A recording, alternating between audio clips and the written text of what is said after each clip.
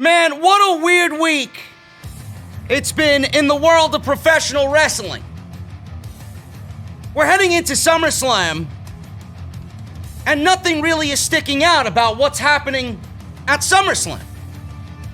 We're going into the second biggest WWE pay-per-view of the year, and we're looking at what's happening on TV, and nothing is important. Everything else seems much more important than what's going into the 2020 version of SummerSlam. If you watch Monday Night Raw, you would have seen the Raw Underground. The Raw Underground. I wasn't a fan of the concept. I will never be a fan of the concept. I don't understand how anybody is a fan of the concept. And if you are a fan of the concept, I do believe genuinely in my soul that you are not for the greater good of the product being better.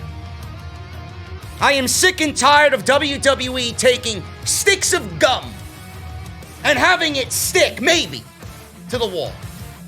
Instead of making things stick in a last-ditch effort, why don't you write good TV? It's not gonna stick. It sucks. I got all the news coming out of Raw Underground.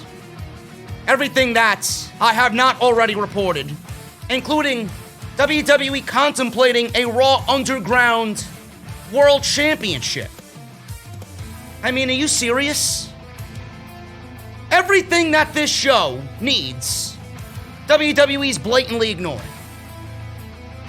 They also debuted a new faction called Retribution. This is doomed to fail already.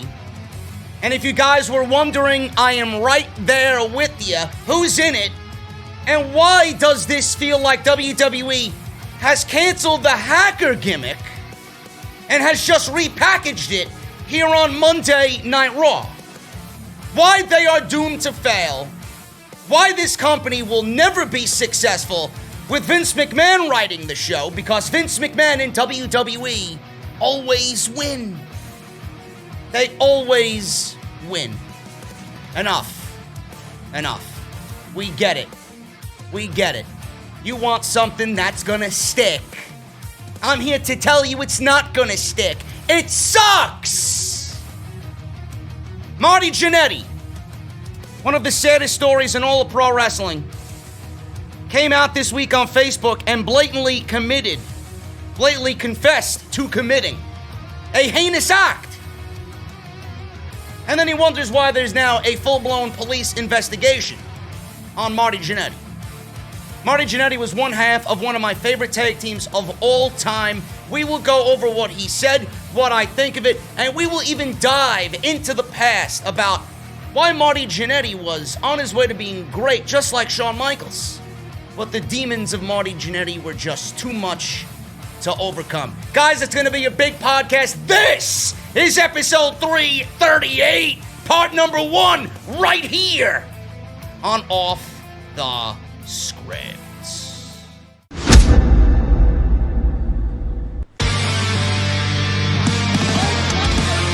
5, delete! This is mine.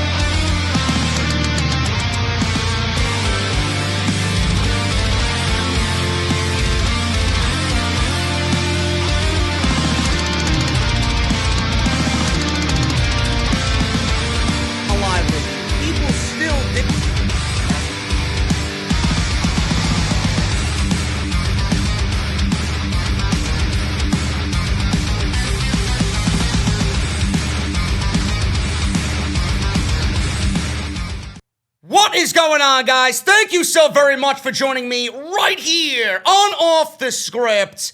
This is episode 338 for your Friday, August 7th, 2020, and we have a lot to dive into, and I don't want to waste any more of your time, man. What a week.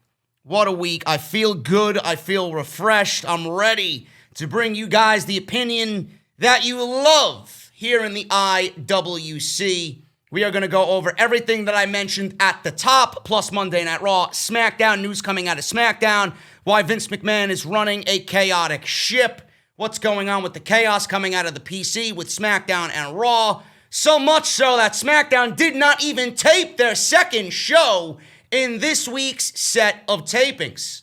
Why Daniel Bryan is now on the SmackDown creative team. How much influence does he have? And he is reportedly the reason why you are seeing talent that you didn't think would ever get a chance on Friday night on Fox. We're going to go over that plus so much more right here on the show, man. I want to say thank you to everybody that has gone out of their way and purchased a new shirt, man. Salrex made this advertisement for me. IWC Savior, doing God's work. The shirts are now on sale. More importantly, the IWC Savior shirt. It's something that I'm very proud of. It is a revision of one of the first shirts that I've ever put on sale for anybody to buy with my brand on it. JD is NEGAN. Many years ago, we sold a ton of them on Pro Wrestling Tees. They were even, man, this is a great shirt. And I redid it here in 2020 for you guys to go out there and get. The IWC Savior is now available on bonfire.com exclusively. You guys have up till the end of the weekend to go and get your shirt. And make sure you guys go and do that. I know a lot of you wait till Friday because a lot of you guys are working and you get paid. And I would really appreciate you go out there and support the podcast with this new great design exclusively on Bonfire. I want to shout out everybody that's bought a shirt, man. We got over 30 sold in just 3 days. It's unbelievable. Johnny, Monique, Danielle, Steven, Mike, Jaquel, Christian, Carlos, Jennifer, Noel, Brian, Justin, Bud, Turner, Martin, Chris, Skylar, Brandon, Thomas, Daniel, Leroy, Gary, Curtis, Frank, Courtney, Greg, Natasha, Michael, Jose, Joseph. Thank you guys so much for purchasing a t-shirt on Bonfire. Go and get yours today, and I'll shout you out right here on the podcast this weekend, man. So bonfire.com, and I don't know if you guys see that at the bottom, new Summer Scam shirts are in the works, courtesy of Salrex, so that's coming as well. Keep an eye and an ear out for that. Follow me on social media at JD from NY206. That's on Twitter and Instagram. Make sure you guys hit that subscribe button down below. Turn on that bell for all notifications. Hit that thumbs up as well. Helps out the channel, helps out the video immensely. I can't even begin to tell you how you guys are in control. Hit that thumbs up. It goes a long way. If you missed anything on the channel this week, Monday Night Raw, we got AEW, NXT, we got Off the Script today. Friday, we got SmackDown. Tonight, we got a couple of extras up there as well. Everything you need is linked. Nice and easy for you. I even put them in their original official playlists. You guys can go and watch Off the Script content anytime you want. Links are down below in the description of this very video. The NXT thing, man, I just want to get this off my chest because some of you guys don't watch the NXT live streams that I do. Some of you do. And I don't want to come on here and repeat myself, but I'm just going to throw this out there for you guys. I obviously ruffled a couple of feathers on social media on Thursday morning when I called Pat McAfee a geek. That's exactly what he is to me, a geek. Pat McAfee, to me, is not even a fucking celebrity. He is an ex-NFL player who was a punter. I don't even know what team he played for, nor do I care. He was an ex-NFL player, a punter that turned into podcaster because he, just like everybody else, don't know what else to do with their lives. So we come on here and spew bullshit to everybody on social media. Now, I'm not taking anything away from the guy. He's very entertaining in his own right. There's some aspects of him that remind me of myself.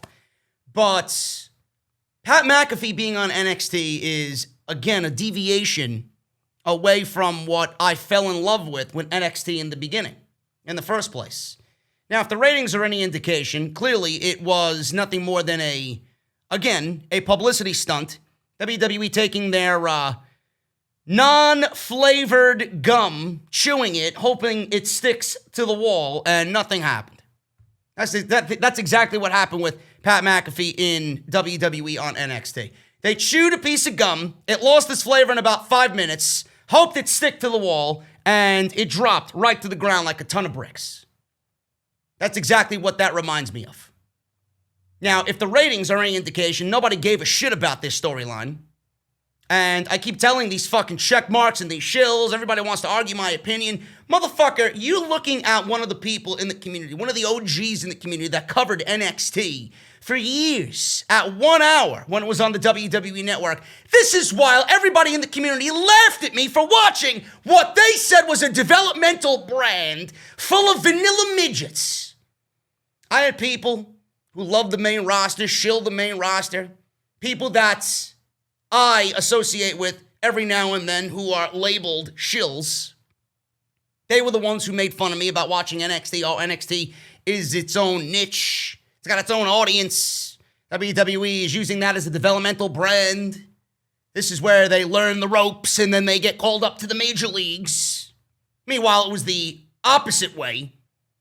They were doing it the wrong way the entire time. Everything that they were doing in NXT should have been applied to the main roster years ago.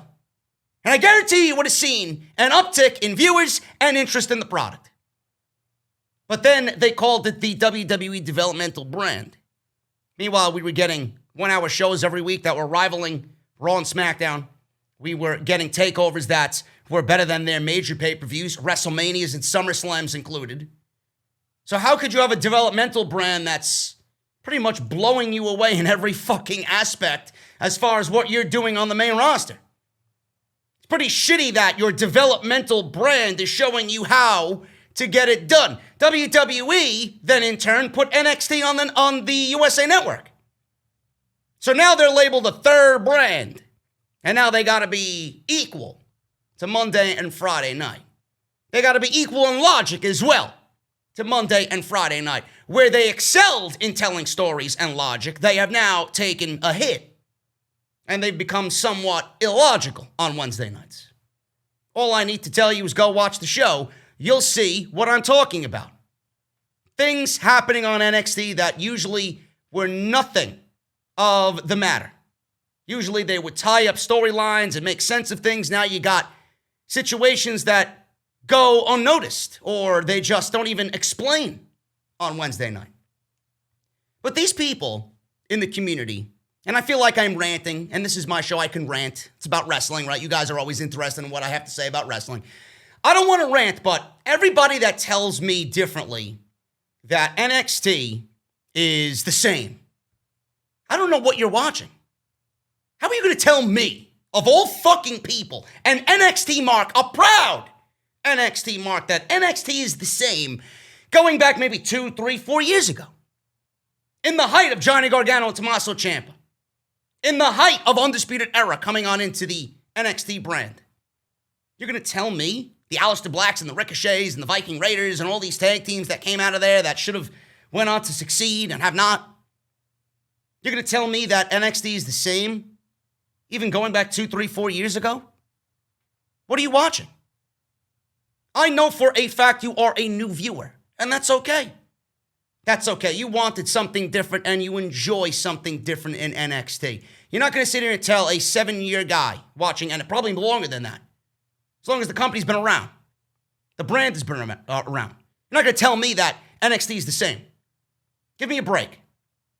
I tell everybody, every single time, the ratings mean nothing. The ratings mean absolutely nothing. WWE looked to pop a rating here. And what happened? They generated millions of views, ESPN, Sports Illustrated, TMZ, you name it, with this Pat McAfee stunt. And what happened? AEW drew 901,000 on Wednesday night, blowing NXT out of the water.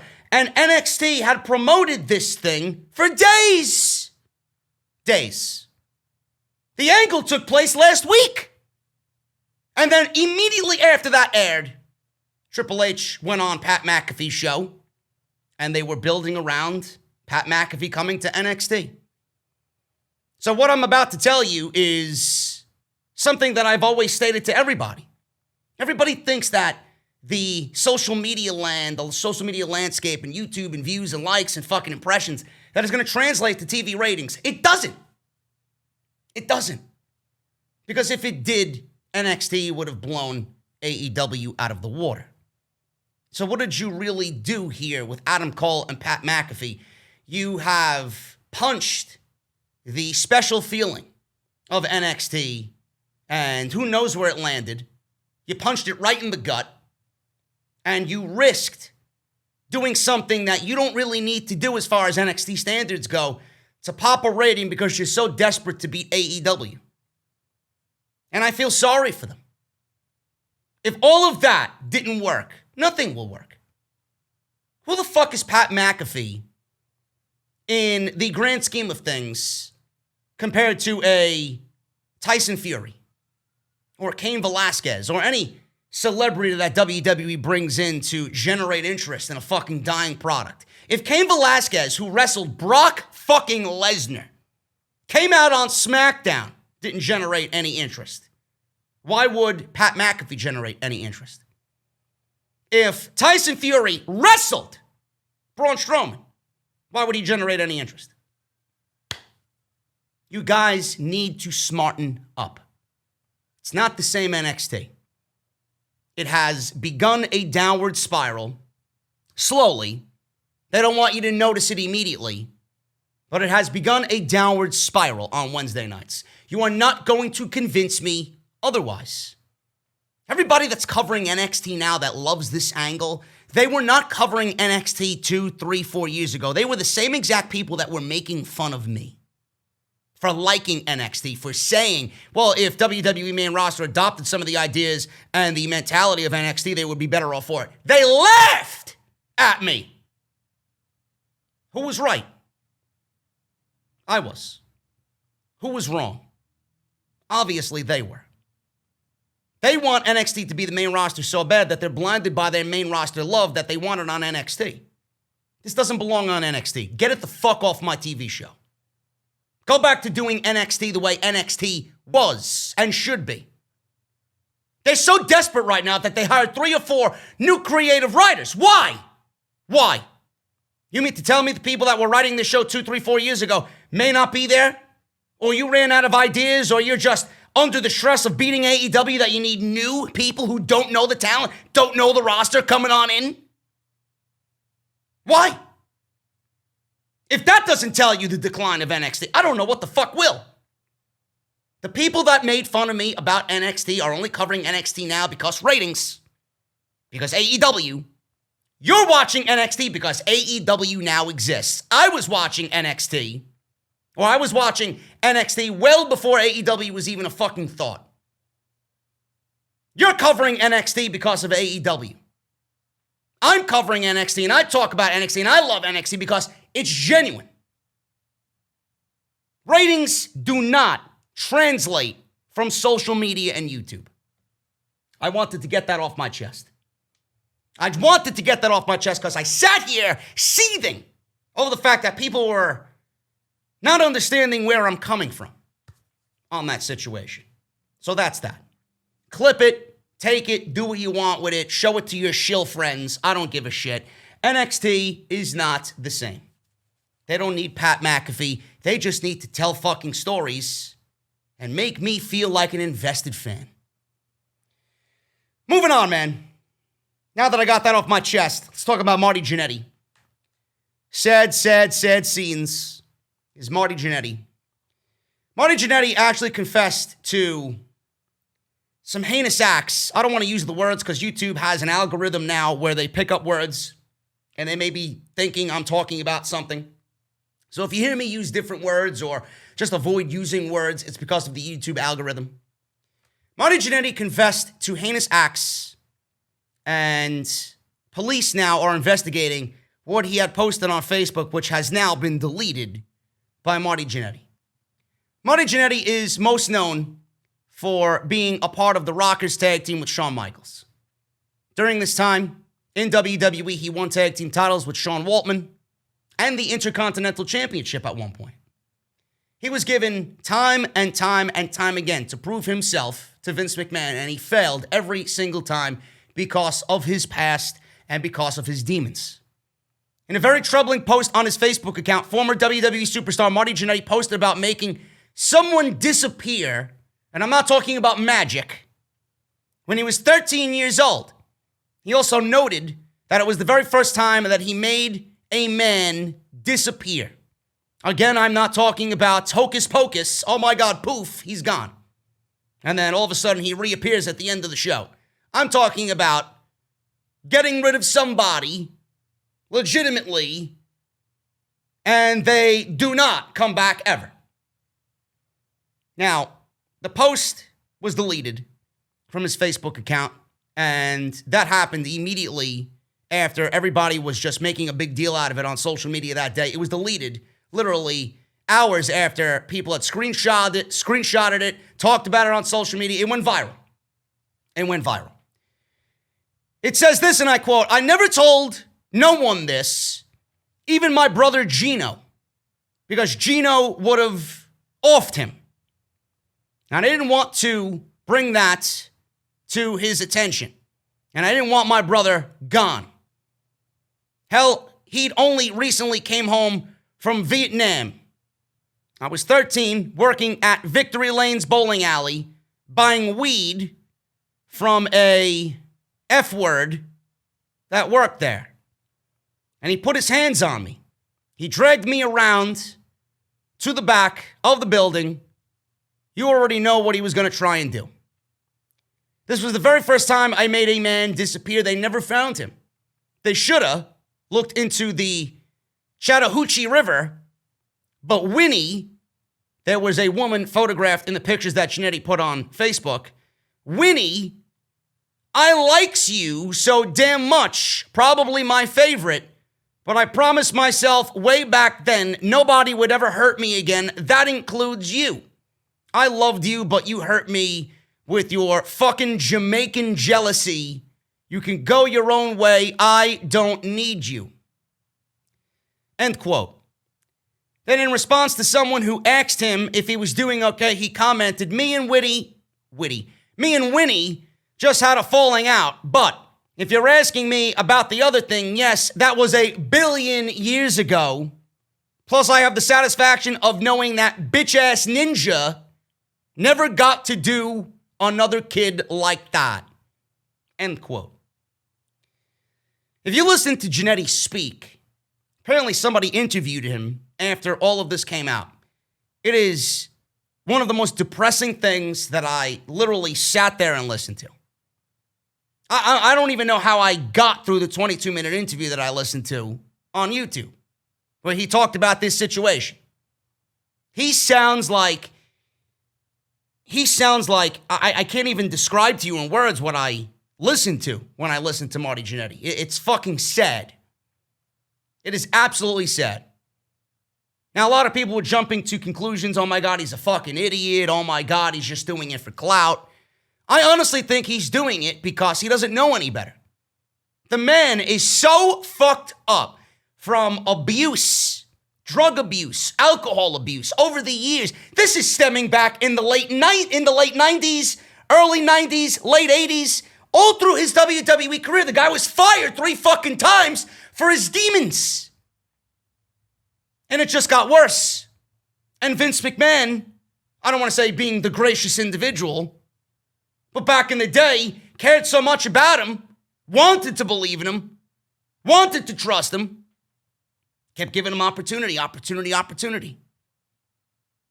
When Marty Jannetty looks in the mirror and wonders where his career went wrong, he's going to look back at all of this and realize Marty Jannetty is the reason why Marty Jannetty isn't a WWE Hall of Famer.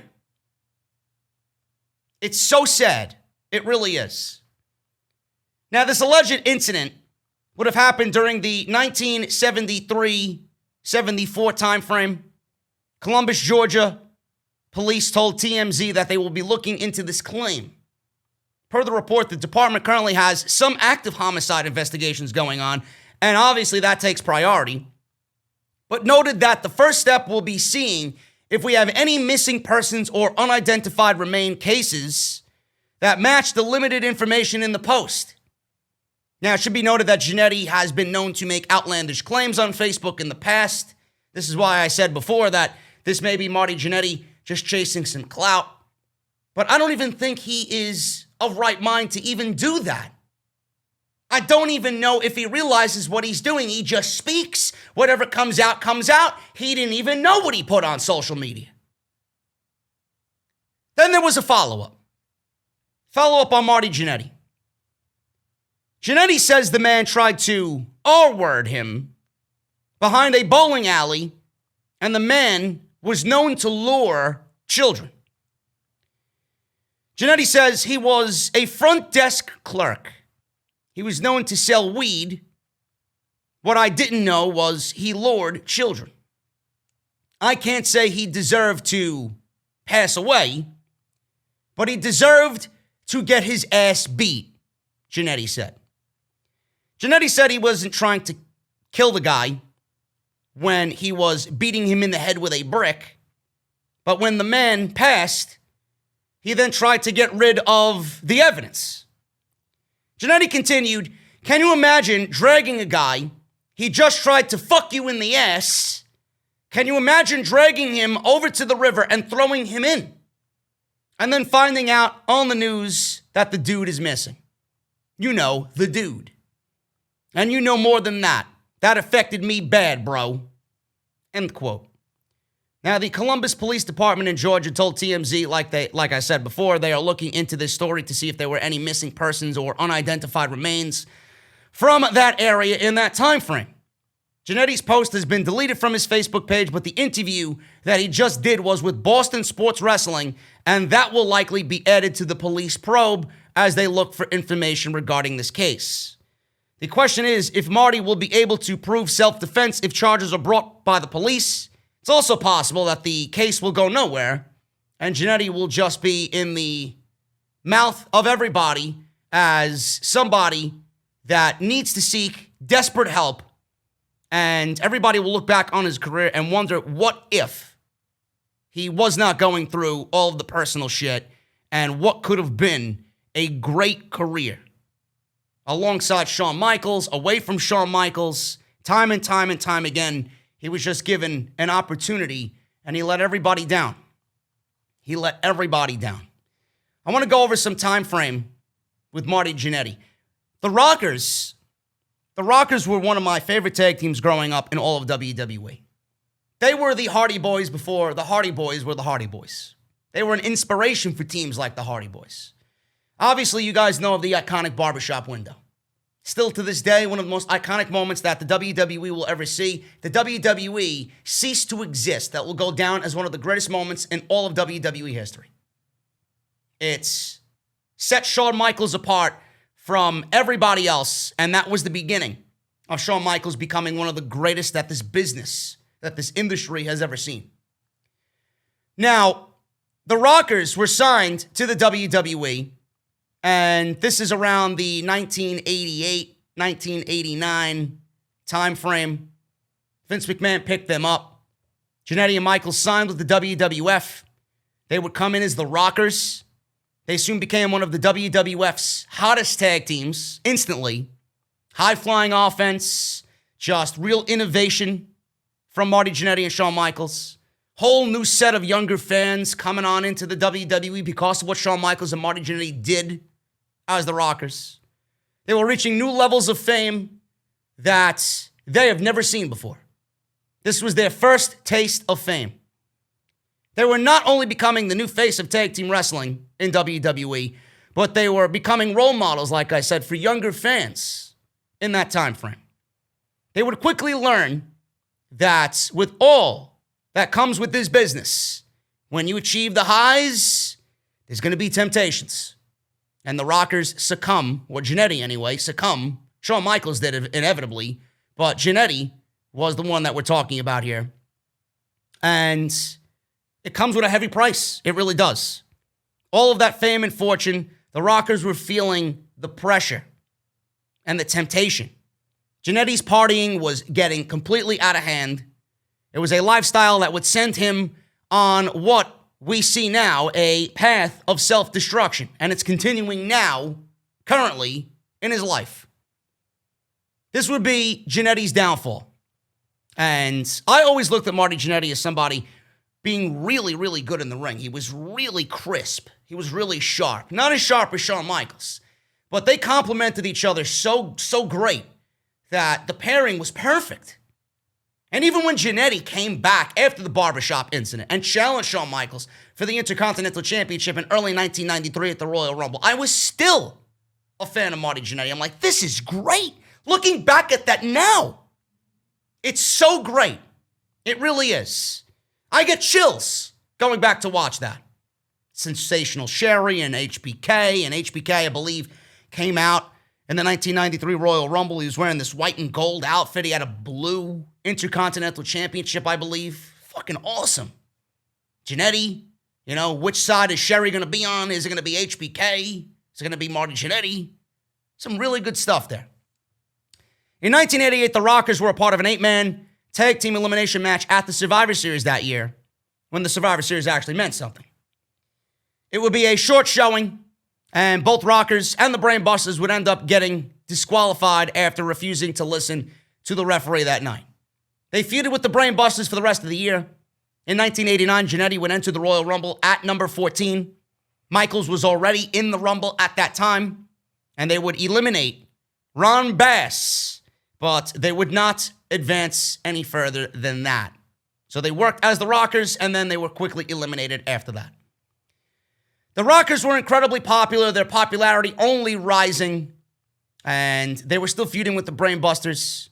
They weren't even in tag team title contention at this point. At WrestleMania 5, they ended up losing to the Twin Towers, and it would not get better for them. SummerSlam that year, they would end up losing a 6-man tag team match against the Model Rick Martel and the Fabulous Rougeaus.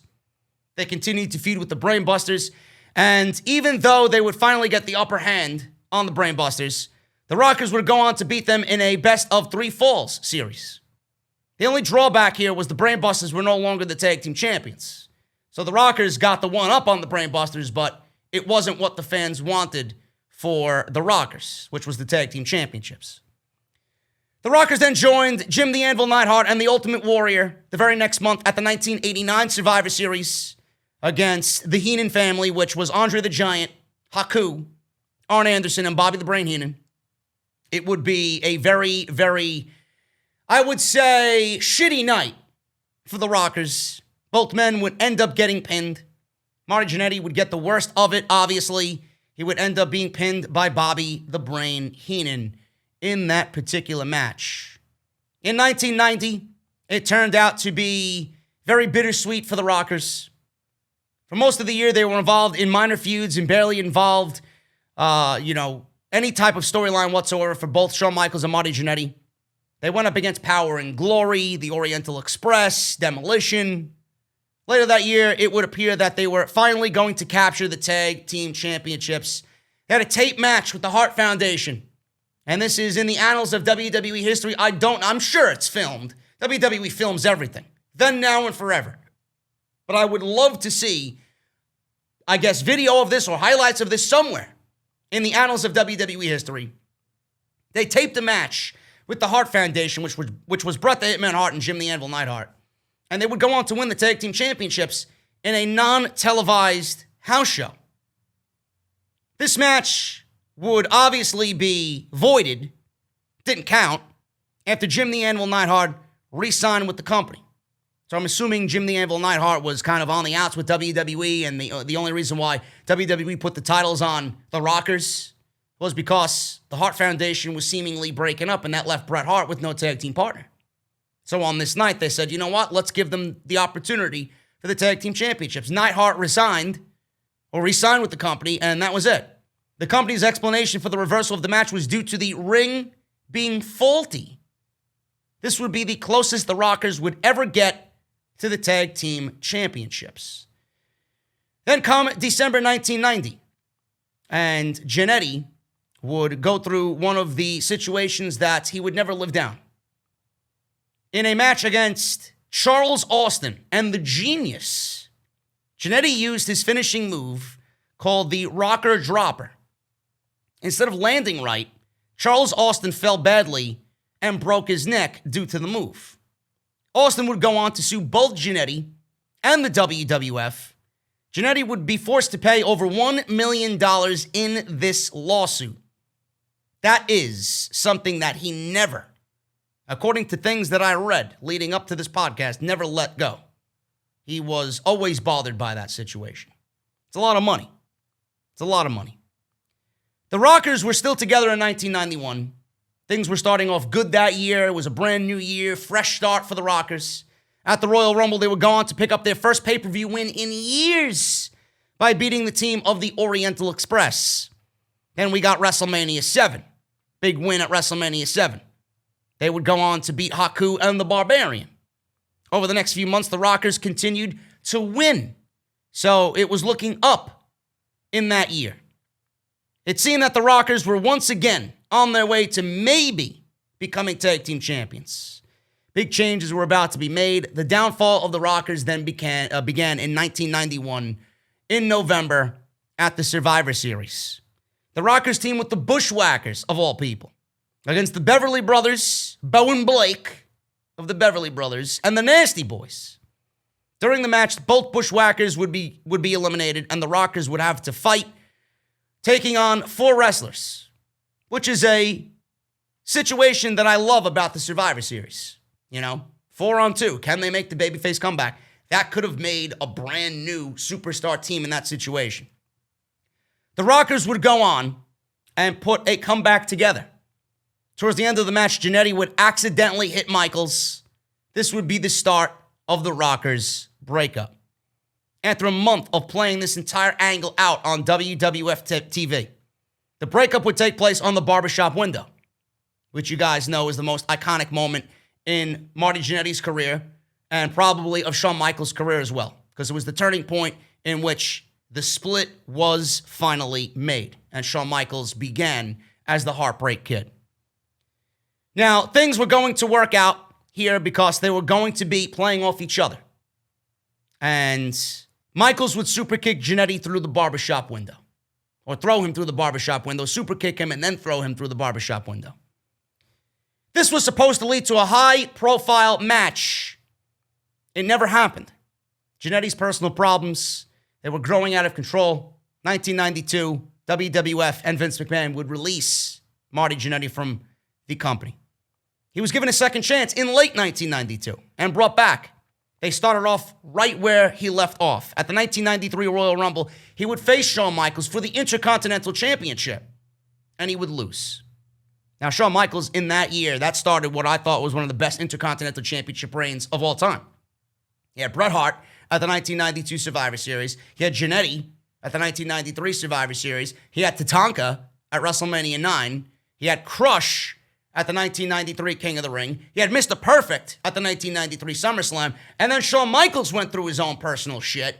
They, quote-unquote, stripped him of the Intercontinental Championship. Razor Ramon won a Battle Royal and the right to face the model Rick Martel for the Intercontinental Championship. Razor Ramon was the new Intercontinental Champion, and then that led to Shawn Michaels claiming that he was the uncrowned champion. He was the champion that never really lost. Thus, we got the ladder match at WrestleMania 10. Some great shit. Some really, really great shit there. But obviously, all that stuff didn't really factor into what I'm talking about here with Marty Jannetty. So he lost to Shawn Michaels at the 1993 Royal Rumble. The feud was supposed to continue, but Jannetty was let go again after showing up on Monday Night Raw. This was the inception of Monday Night Raw in 1993. He showed up to one of the early episodes of Monday Night Raw, stoned out of his mind. Vince fired him for a second time. It would appear that it would be the end of Jannetty's career with the WWF, but Vince McMahon would give him another chance. And Vince, on this third time, thought that Jannetty finally changed his ways. Solo success would come at the hand of his old partner. In an attempt at a fake shoot, Jannetty would come out from the crowd and challenge Shawn Michaels for the Intercontinental Championship. He wound up winning the match on that night, on Monday Night Raw. It would be a short-lived celebration for Marty Jannetty. Only a few weeks later, he dropped the title back to Shawn Michaels on Monday night. After dropping the belt, Jannetty would go into some minor feuds. He would end up against guys like Doink the Clown, who I loved. Doink the Clown is very iconic. Don't laugh. Doink the Clown was one of the best characters of that generation for WWE. I'm talking about evil Doink. Ludwig Borga, It wasn't too much longer before Jannetty was getting pushed again on his own. This time, he was taking all that he did here, starting out with Shawn Michaels winning the title, dropping it back to Michaels to end up in a tag team with the 1-2-3 Kid. He ended up in a tag team with Sean Waltman. And they were a great babyface team. Great babyface team. They would go on to become fan favorites. After a short period of time, they found themselves in contention for the tag team championships. They would face the Quebecers, Jean-Pierre Lafitte and the Mountie. And they beat them to become the WWF Tag Team Champions on Monday Night Raw, which was great. Now, it was a little silly that Marty Jannetty ended up winning what everybody wanted him to win in the first place, which was the WWF Tag Team Championships. He won the Tag Team Championships with somebody not named Shawn Michaels. He ended up winning the Tag Team Championships with Sean Waltman, who ended up becoming one of Shawn Michaels' best friends. The world works in funny ways, man. His run with the 1-2-3 Kid only lasted a week. It only lasted 1 week. They would end up losing the titles back to the Quebecers at the Royal Rumble. I'm sorry, not Monday Night Raw. At the Royal Rumble. And he and the 1-2-3 Kid would break up shortly after that. Then Jannetty vanished. He vanished from the WWF. Now, while it was never confirmed, the Charles Austin court case and him breaking Charles Austin's neck was the reason why he just disappeared. I guess that was still weighing heavy on his mind. Now, after spending some time on the independent scene, Jannetty came to ECW in 1995. Jannetty would be thrown into the title picture upon arrival. He would challenge Shane Douglas for the ECW Heavyweight Championship. Douglas would go on to obviously keep the championship. And what a heel Shane Douglas was in that time for ECW, man. Unbelievable stuff by Shane Douglas. And Jannetty would go back to the independent scene, and he would then be back in the WWF again in 1995. Jannetty returned. He would instantly start feuding with his former tag team partner, not Shawn Michaels, but the 1-2-3 Kid. This would lead to a match at the 1995 Survivor Series. During this match, he would end up getting eliminated by his former partner. For the next year or so, Jannetty was pretty much pushed on the lower end of the card in WWF. During that time, they would pair him with Leif Cassidy. How many of you guys know Leif Cassidy? They would form the New Rockers, which sucked. You're not going to give me the New Rockers with fucking Leif Cassidy and expect me to fucking care. Man, oh man. They would never go on to do anything. They would get into some minor feuds with the Godwins, the Smoking Guns. They did wrestle for the Tag Team Championships once, but ended up losing to the Smoking Guns. The New Rockers disbanded in 1997, and Jannetty was out of the WWF again. This time, his departure was due to management decisions. He felt that the New Rockers weren't getting over, and he wanted to break the team up. In the end, management refused to give him what he wanted, and he quit. And that was pretty much it. He went on to wrestle in NWA. He went to WCW, had a couple of matches with Chris Jericho and Booker T, and then he would get injured, and then he was released by WCW. Pretty much it. He would go on to just have all of his demons just one after the other pile on top, one after another, after another, after another. I sound like DJ Khaled on that fucking commercial for Geico. And another, and another. So Shawn Michaels, where does Shawn Michaels fit into all this? Marty Jannetty was so fucked up that Marty Jannetty got a call from Shawn Michaels in 2005. 2005. He never expected to hear from Shawn Michaels ever again. Shawn Michaels called him by chance just to check on him, see how he was doing. Turned out it was a life-changing moment at that time for Marty Jannetty. So Michaels heard about how bad Jannetty was and how bad a shape Marty Jannetty was. He would come to his aid and really aid him in this time of need. He just needed a friend, and Michaels was there. Now, Michaels was a born-again, rebaptized Christian, and I guess he kind of converted Marty Jannetty in that same sense at the service, where he wanted Jannetty to find peace with himself. None other than HBK by his side. Somebody else was there with Jannetty and Shawn Michaels as well. Steve Borden. Sting was there. Very, very, very life-changing moment here for Marty Jannetty. People were hoping that things would finally turn around for him. Michaels feuded with Kurt Angle. Obviously, an all-time great match in the history of this company.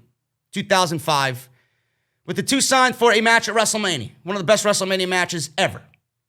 Angle announced in his promo that he would do everything that Michaels had in his career in only 1 month's time. I love it.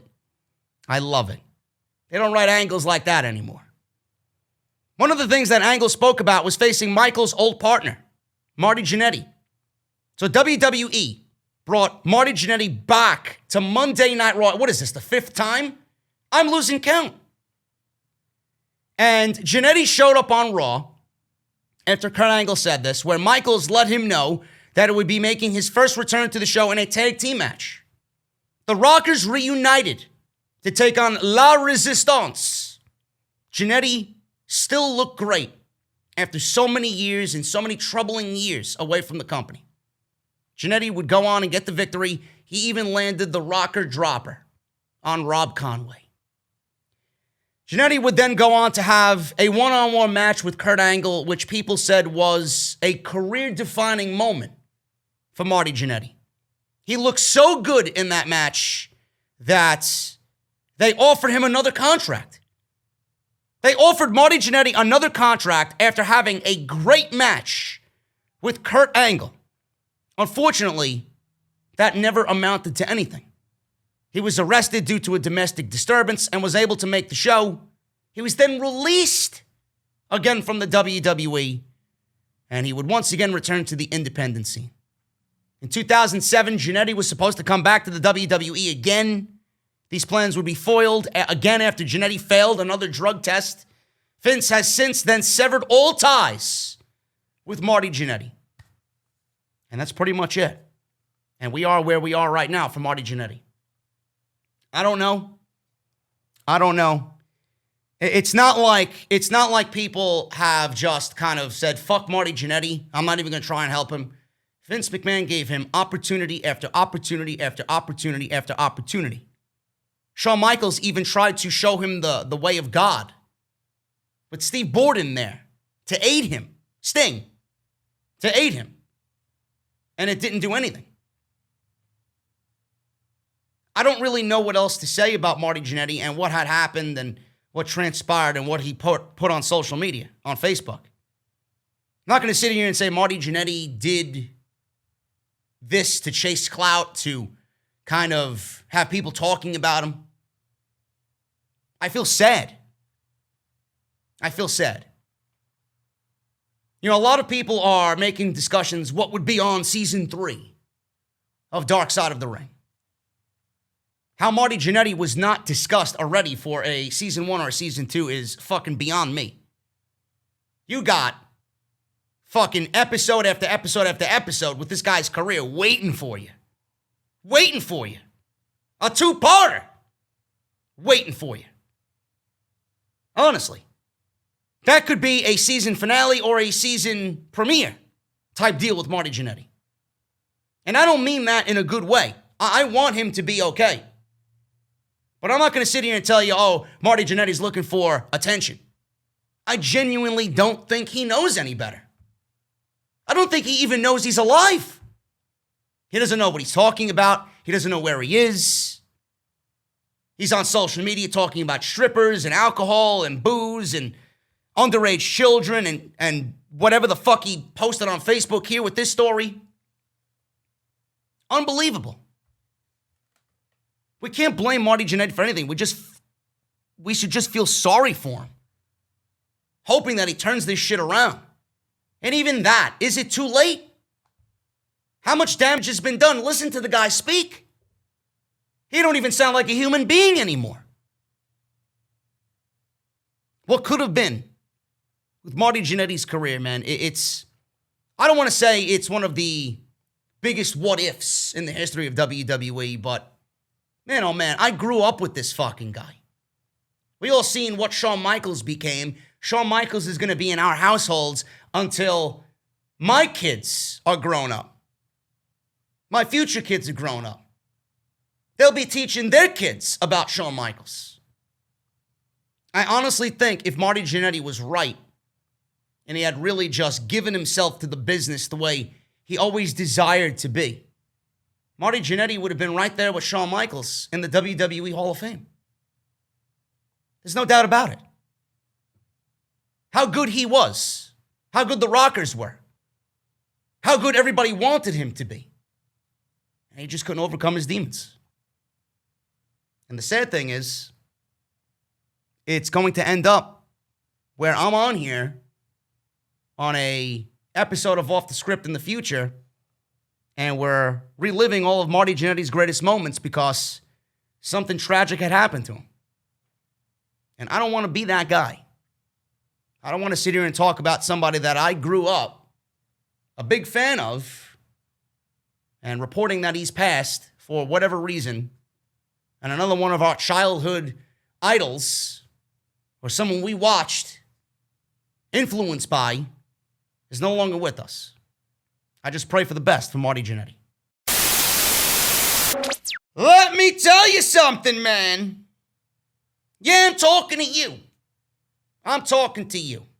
I want you guys to think about your wallet situation. What type of wallet do you have in your pocket? Is it that George Costanza wallet, that old big leather wallet, ripped, torn everywhere, hotel room keys, gift cards, pictures, receipts? You guys got receipts from the 1980s in that wallet. Don't bullshit me, I know. Or are you a guy like me who carries around a Ridge?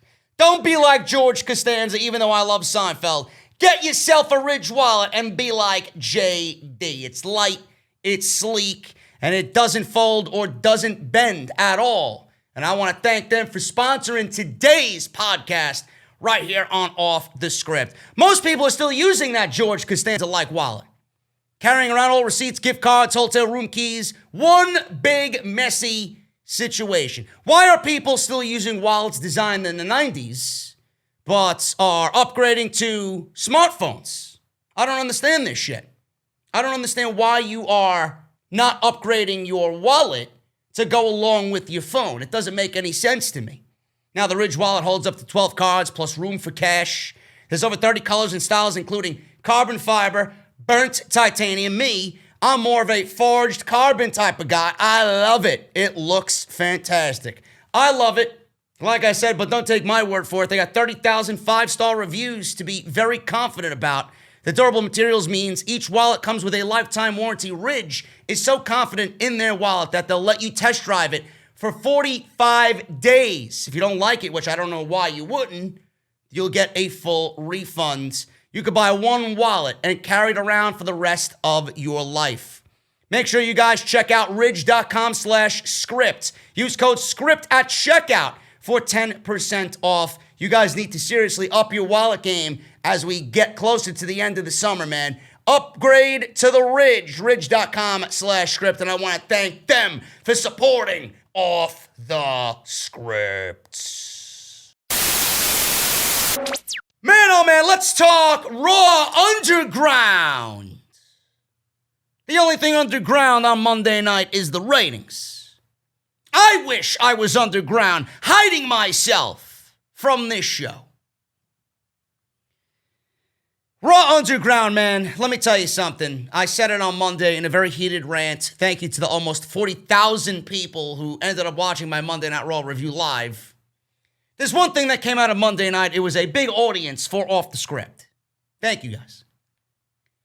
But out of the rant, I said this. It is not what Monday Night Raw needs. It is not what Monday Night Raw needs. Now, I'm not here to tell you what you should like, what you can't like, what you need to like, this, that, and the other thing. I'm not here to do that. But I am here to tell you that this is not the direction that Monday Night Raw needs to be going in. In fact, it's the opposite direction. Imagine you're driving somewhere and you said to your girlfriend sitting in the driver's seat, honey, I don't need the GPS. I know where I'm going. The GPS, in this instance, was definitely needed. Now, she says, well, you seem lost. Should I just type in the address? And you constantly tell her, listen, honey, okay? I'm not going to give you the fucking salami later tonight. Shut your mouth and open my beverage. I can't open my beverage, my nice cold soda pop over here, because I got my hands on the wheel. Open my fucking soda, honey. She shuts her mouth. You continue to drive in the direction that you think you're going is the right direction. Hour goes by, 2 hours go by, 3 hours goes by, and you're lost. You're lost. This doesn't look like Aspen. Why do I see a beach? Well, if you had the fucking GPS, you'd be heading towards the fucking snowy mountain caps and not the fucking ocean. Clown. That's Monday Night Raw. That is not the direction they need to go in, folks. They're going in the opposite direction. WWE needs a GPS. I'm the fucking GPS, motherfucker. Okay?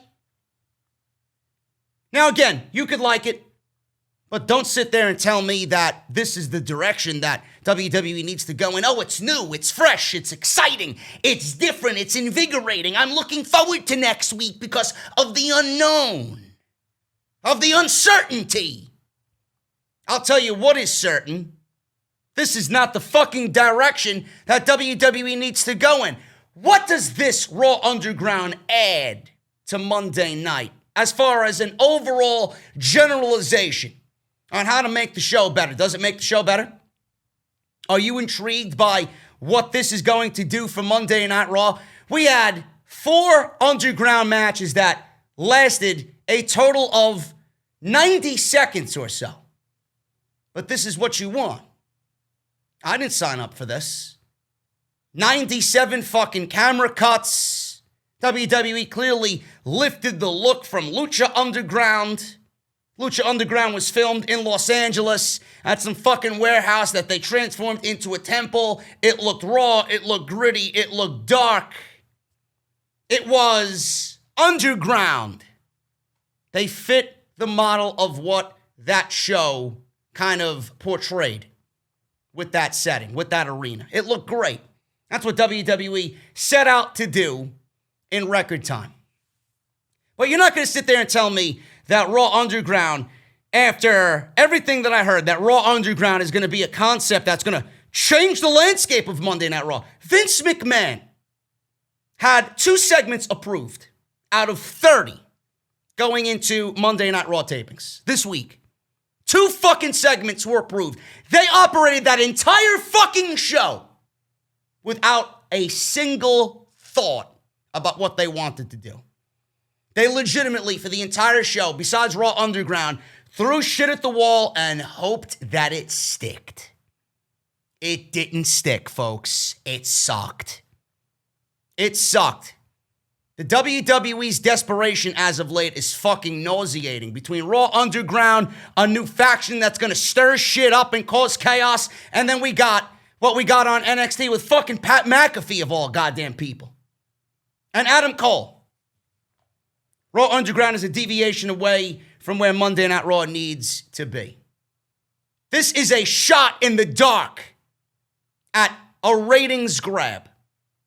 Raw Underground is the very definition of we've given up. We are a failure. We don't know what to do. The networks are breathing down our neck. We need to change something. Instead of, writing good storylines, instead of pushing talent, taking talent and writing them into the show to feel important, you opt to put a real-life fight as scripted on a scripted pro wrestling show. It's scripted at the end of the day. I don't want to watch fights that are coming off as real that are really scripted on a scripted wrestling show. When you show me that and portray that in that world, and you go from what's supposed to be a shoot fight and then right into the campy comedy bullshit WWE overly staged production, what are you really doing? I'm watching the show to watch professional wrestling. I'm not watching the show to watch some fucking Fight Club bootleg. All you have to do is build new stars. I don't want to see Dolph Ziggler in a scripted shoot fight. I don't want to see the Viking Raiders in a scripted shoot fight.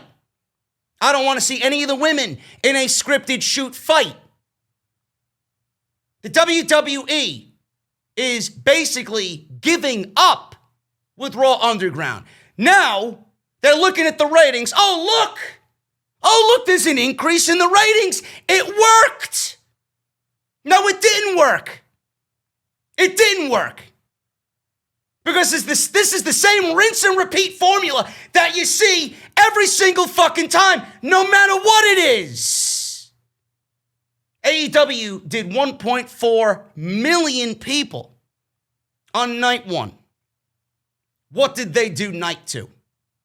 The second week. Was it 1.1, 1.0, above that?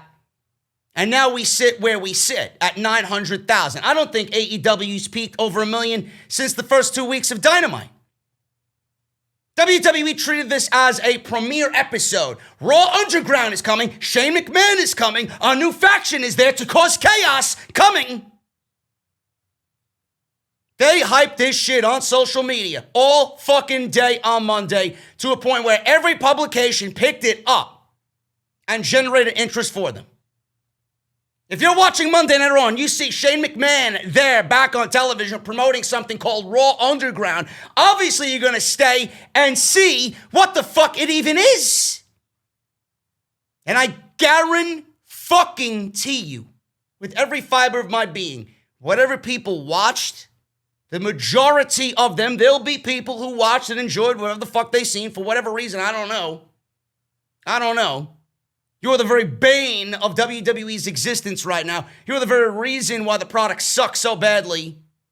There's no way anybody enjoyed that and can honestly say and tell me in a straight face that you enjoyed it. I know for a fact you're bullshitting, and you are the very reason why the product is the way it is. You are not for the greater good of the WWE. And I hate using that term because we've heard it so much with Seth Rollins. You are not for the very greater good of the WWE. You do not want to see the WWE get better. You are just as bad as them. You're admitting mediocrity. The rating may have increased this week. It had to. Out of sheer interest and curiosity, it had to. The majority of people watched this shit and asked, this is it? This is what they're giving us on a scripted wrestling program for 3 hours. We're getting shoot fights that last 30 seconds with strippers dancing in the dark. Looks like a fucking strip club. People banging on the ring. I got a ring with no fucking ropes inside the Performance Center. This is what WWE is doing. The ratings went up. Shane McMahon unveiled Raw Underground. It didn't give WWE the rating that it wanted, but the rating was up. There was mixed reaction on social media. The mixed reaction was expected, but more fans were left confused. And it seemed incomplete. It seemed like a project that they threw at the wall and hoped that it stuck with the viewing audience. And they only did it because they have networks breathing down their neck asking, what the fuck, Vince? What are we doing here? What are we doing here? Now, everybody that watches pro wrestling wants to see pro wrestling.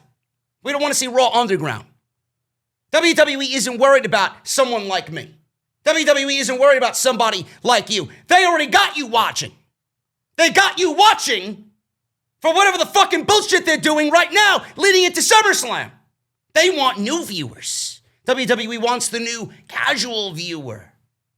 Because they have no choice. Everybody that was watching the show is not watching the show anymore, so they need new eyes. This is not the way to get new eyes. The way you get new eyes is to write compelling television. Television that's going to stick from week to week to week to week with consistency, with momentum. We don't have that here. Look at the show and the illogical fucking bullshit we see on a week-to-week basis. How does anybody sit here and wonder, what the fuck? Why do you need me to tell you exactly what's wrong with this show every single week? Just watch it. Just watch.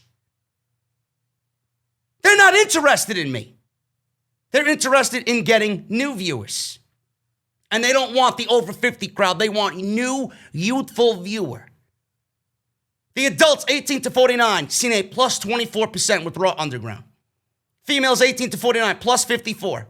Males 18 to 49 plus 9. Adults 18 to 34 plus 82%. Females 12 to 34 plus 238%. Males 12 to 34 plus 86%. Adults 25 to 54 plus 15%. Adults 50 plus 6.5%. Just like any season debut or season premiere, it peaked. There's only one place to go, folks, down. And if every other show before this episode of Raw and its track record proves anything, the interest is high, and when people see and ultimately become disappointed, the rating goes down. Or they'll watch and see what it's about. Oh, I don't have to sit and watch this shit. I got the full gist of what's going on here. WWE is going to upload these 30-second matches on YouTube. I could watch it there. I got to sit and watch a full episode of Monday Night Raw to watch 30-second fucking matches with Dolph Ziggler and Ivar, the Viking Raiders beat up no names from the PC.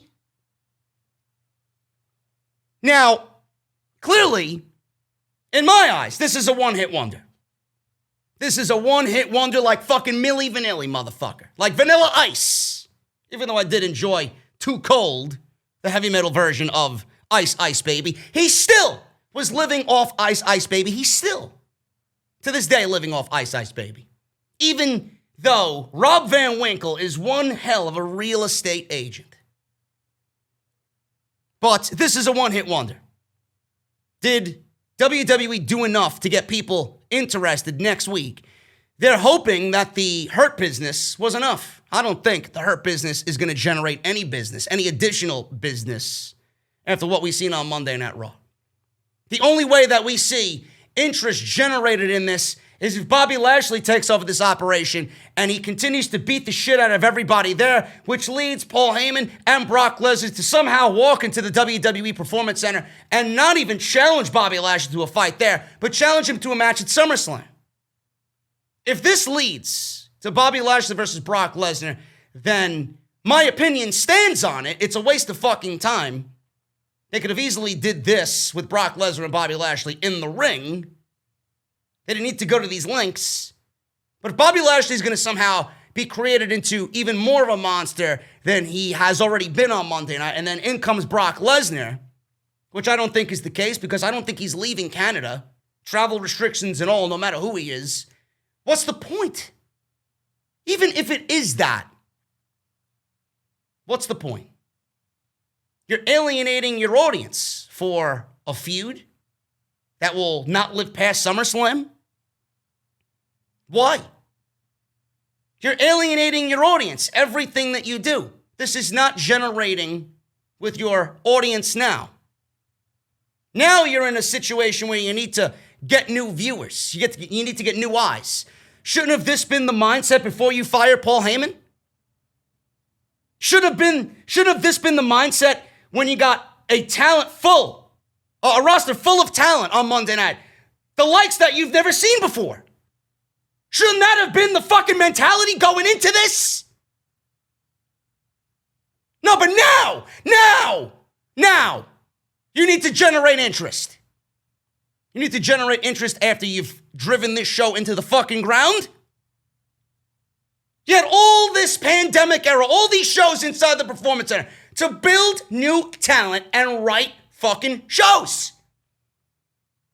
You've given these men and women time off. You've given yourself time off to be at home, to think about what to do. Week after week after week after week. And it's still coming down to the wire to write these shows and make any sense of them. You have 32 fucking segments on a 2-taping Raw, and Vince only approves of 2 segments?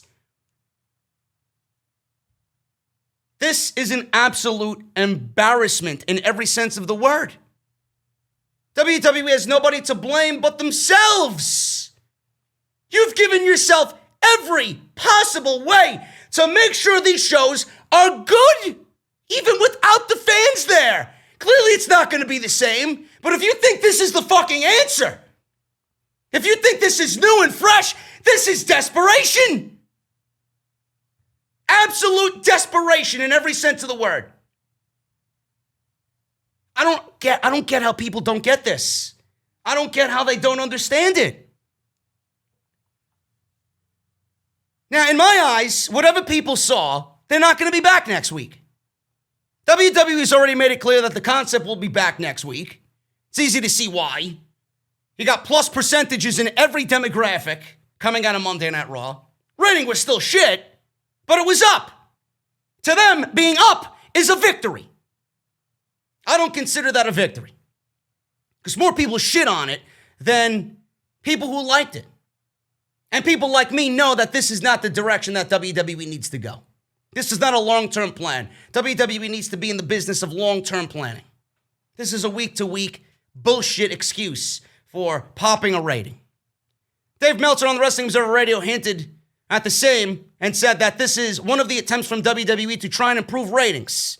They're trying out new things to see what sticks, and it seems to be one of the projects that they have in mind right now. Meltzer says this, and I quote, "The reality is that they were going to do the lowest number ever because look at the last 2 weeks. They had to try something different. They've been under the gun. And that investor call, and even before the investors call, they knew going in because they had a meeting, with the writing team and Vince, had a meeting on Wednesday before the investors call. So it's before Vince got grilled. He already had a meeting. And, the only thing they basically came up with or agreed with on was Shane McMahon would come in and do the fight thing. And Randy Orton and Ric Flair and Drew McIntyre, they would do an angle to set up SummerSlam. And that was it. Today was complete chaos. Monday was complete chaos. To the point, a lot of guys who usually don't see things as being bad really did as they could see how. Okay, so the whole thing is that they were just going to throw a whole bunch of stuff against the wall and hope something sticks. That's really where we're at right now, and that's what tonight's show was. Monday's show was. Throw away a whole bunch of stuff on the wall and maybe find something that's a hit. End quote. Some women were spotted in the crowd during Raw Underground, but none of them were seen fighting on television. This could be in the works, but nothing is set in stone in WWE anymore. Vince doesn't even know what the fuck is happening on the show next week.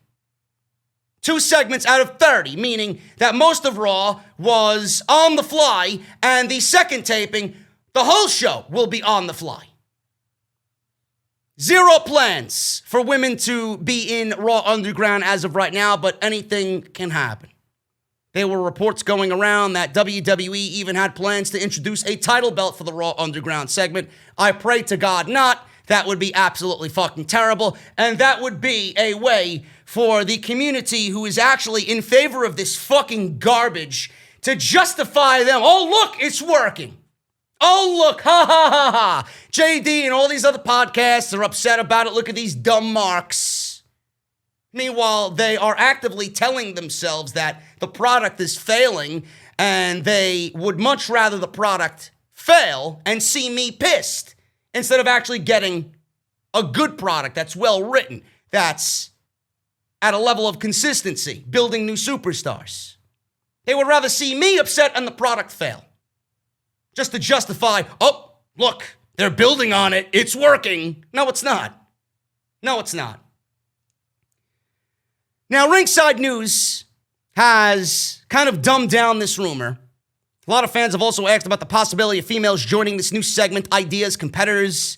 No new title belt, no women at this moment, but Liv Morgan and Aaliyah from NXT have expressed interest in the Raw Underground. Ringside News has learned the idea of adding women to the Raw Underground is not completely out of the picture.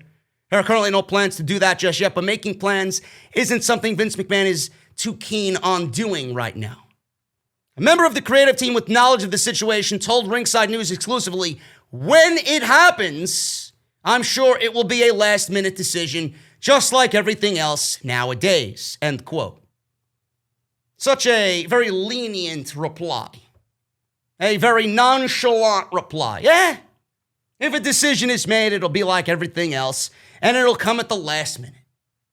That's how these people run business. This show should have already been in the can with every segment laid out to specification And next week's show, the same thing. Now you're off. Monday Night Raw doesn't film for 2 weeks. WWE should be writing this show in 2 weeks. Vince McMahon should be approving shows and segments in this 2 weeks. Why is the creative writing team writing the show the weekend before the taping on Monday, only to have 32 segments for them presented to Vince McMahon, and he shoots down everything that they present to him? Why is that? Why is that? You have a fucking madman running this company that doesn't want to see the company flourish.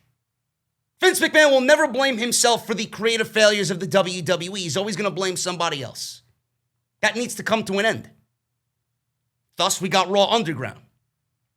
Vince McMahon's failures have now wielded Raw Underground because he doesn't know any better.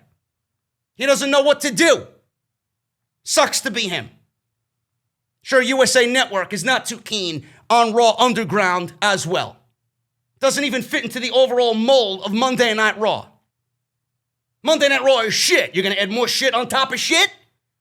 Or are you actually going to try and write compelling television like I know Monday Night Raw could do? Especially with the talent that they have.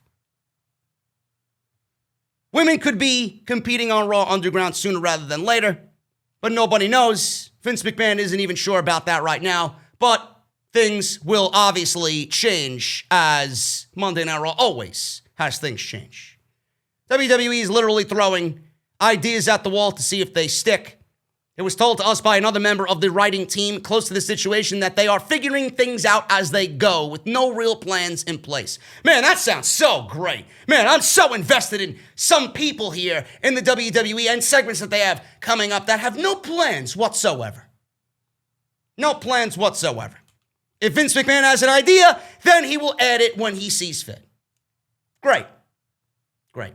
Raw Underground is a failure, and WWE right now is in a creative shithole that is embarrassing not only wrestling, but WWE as a whole. It is so disgusting how these people don't know how to write good pro wrestling anymore in 2020. Downright shameful. WWE has a new faction on Monday night.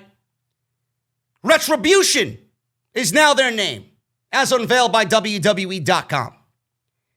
But have you guys ever thought about, this was the other thing that happened on Monday Night Raw besides Raw Underground. They were set to debut, but they kind of debuted, throwing Molotov cocktails at electrical equipment, kind of sabotaging Monday Night Raw in the process, kind of. Yes, let's get a rebel-like Antifa group on Monday Night Raw. That'll really spike up the ratings. Are you fucking serious? How insensitive can you fucking people be? People have died. People have had their fucking livelihoods tarnished for the end of time, till the end of time forever, right? Forever and ever. People have been having businesses closed down left and right by looting. People being beaten right in front of their own fucking storefronts. Killed. Yeah, you want to have fucking an Antifa-like rebel group throw Molotov cocktails on Monday Night Raw to cause chaos on Monday Night Raw. How fucking insensitive and out of touch can you be? Are you fucking serious? Now they're called Retribution. They're going to cause chaos on Monday night. Have you guys ever wondered and looked at what they were wearing? They were wearing black hoodies, completely disguising themselves in shadow. How many of you guys actually thought about the SmackDown hacker storyline and wondered where that storyline is? Do you see this Antifa/chaos group on Monday night, Retribution, this new group on Monday night? Do you see the similarities in said SmackDown hacker and this new Retribution group? I do. I do. A faction WWE advertised would be on Raw hours before the show aired, just to generate hype because they don't know any better. They advertised these guys hours before the show, instead of actually saving something like that to be a surprise or a perk of the eyelid or the eyebrow on Monday night. Oh, who is this? What is going on? Does WWE have something planned here? Clearly they did. They advertised this hours before Monday Night Raw. It was reported by Pro Wrestling Sheet, and then it came out after that initial report from Pro Wrestling Sheet that WWE's social media team jumped the gun and they scaled back the introduction of said group. It was not supposed to be on social media. WWE inadvertently hyped up the group, and whatever they had in the show, they showed you, and that was it. No more about the group, even with the lights going out and the microphones going out and electrical equipment being set on fire. That's all that we had. Just that 1 5-second clip of them running around in black hoodies, laughing, and then jolting off into the shadows. WWE, instead of keeping this as a surprise, they inadvertently hyped it up. And at that point, I was wondering, man, oh man, the desperation is just seething off of you guys today. Shane McMahon, and then we got a new group. Everybody thinking it's Undisputed Era. And then when I seen this shit on Monday Night Raw, I'm thinking to myself, that can't be Undisputed Era. Why would you debut Undisputed Era in that situation? Why would you hide Undisputed Era? It's fucking Adam Cole and company. Why would you want to hide them? If they wanted to cause chaos, they'd come out and cause fucking chaos. Adam Cole would come out there and call out everybody. They don't need to hide behind hoodies and hide in the shadows and set shit on fire. You don't need to do that with Undisputed Era. So immediately I was like, this is not Undisputed Era. This is not Undisputed Era at all. They're too good for this shit. We didn't have a name before Monday Night Raw. And then we got Retribution. So it got me thinking, who could this be? We'll get into that. So they advertised this group to be on Raw. The program opened with technical difficulties, audio issues. The announcers seemingly baffled by what was going on here. Oh, it's the weather. Oh, it's the hurricane. Hurricane-like conditions outside in Florida, in Orlando. So they made these excuses, baffled by what was going on. And outside of the fact that the group didn't actually do anything on the show, culprits were finally shown on camera, like I said, throwing Molotov cocktails at electrical equipment. And the one thing that I thought about was, man, this looks fucking familiar. It was TV-like, grainy, security camera footage. When was the last time we seen security camera footage per WWE storyline? Oh, that's right, it was on SmackDown. It was a SmackDown hacker that WWE seemingly dropped because we haven't seen him since he unveiled the betrayal of Sonya Deville on Mandy Rose leading into WrestleMania. We haven't seen him on SmackDown at all. Remember the hacker? I do. I definitely do. It was something that a lot of people were interested in to see where it would go. This is basically the hacker storyline, just reworked. Now there's nobody sitting behind a computer screen giving you the inside scoop about what's going on in WWE. Now we just got security cam footage. From where? I don't know. From who? I don't know. Who found it? I don't know. What day it was? I don't know. But we got this, and it's basically the SmackDown hacker. Now, the SmackDown hacker was meant to be Mustafa Ali. Why was it meant to be Mustafa Ali? Mustafa Ali is an ex-police officer. Apparently, he was going to use his intuition and whatever he learned in the police academy to get back at everybody and outsmart everybody. That's the mentality I had about Mustafa Ali. Now, it went from Mustafa Ali to Xavier Woods. Apparently, they were trying to decode some IP addresses and destination navigation sequences on SmackDown. Oh, he's emanating from Truth and Consequences. He gave coordinates. Truth and Consequences. He's emanating from Truth and Consequences. Where was that last heard of with somebody on your active roster? That's Xavier Woods. Is Xavier Woods a part of it? SmackDown hacker was seen cutting a promo in a very disguised voice on SmackDown. People decoded that. It was Mustafa Ali. One was Xavier Woods. People in WWE were trying to throw off the scent. It looked like they were having a good time with this, and then seemingly it just died. It just died. Mustafa Ali. Chad Gable was also rumored to be doing it with Mustafa Ali. Xavier Woods. Xavier Woods breaking away from the New Day. Maybe we'll lead the breakup of the New Day on SmackDown. The hacker and this storyline are very, very similar.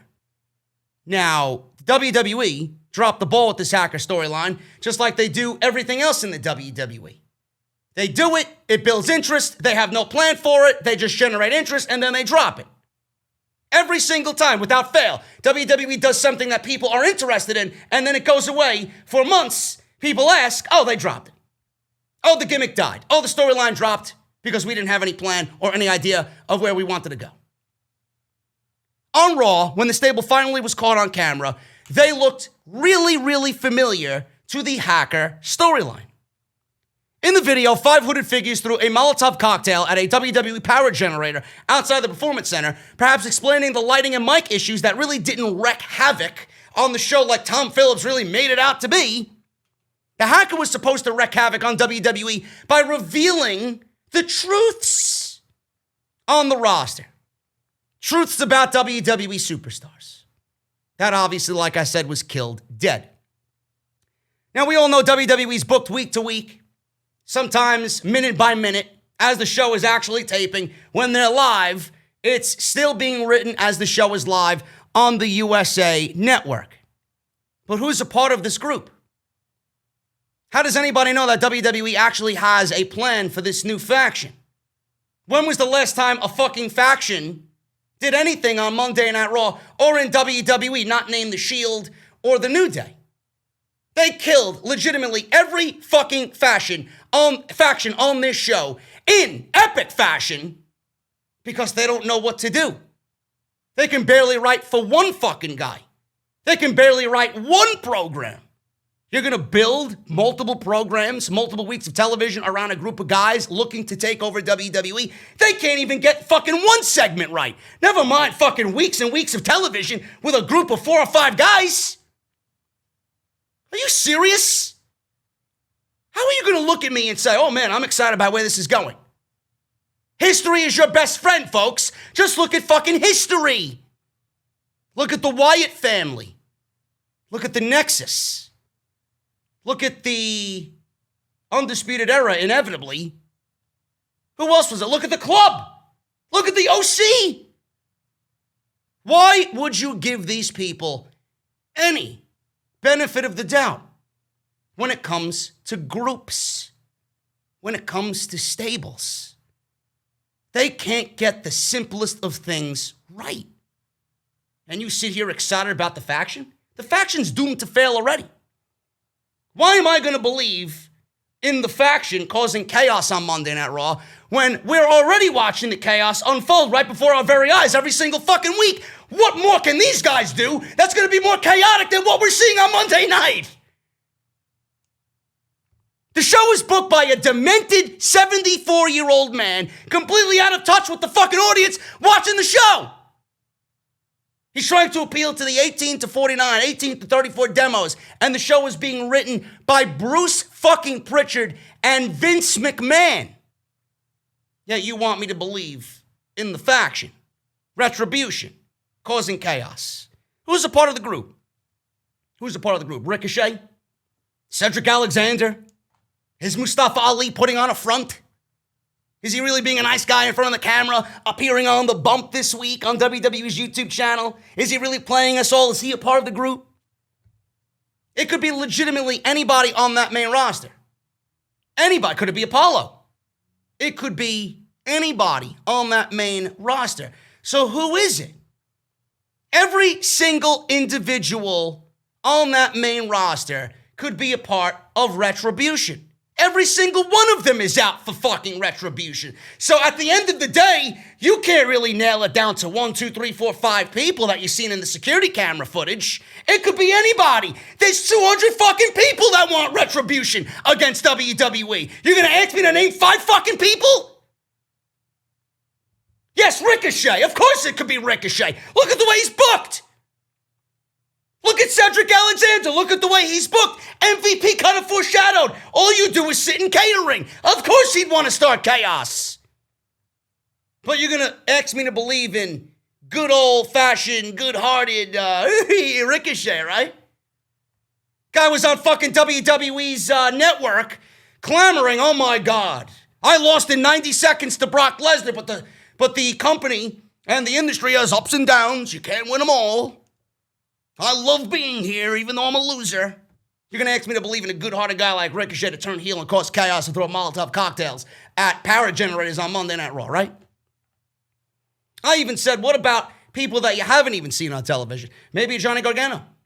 Johnny Gargano's looking to build NXT in his own image. Maybe he can. Maybe he's taking the Retribution out on NXT, on WWE. Fuck NXT. I'm just going to go after the whole pizza pie on Monday Night Raw.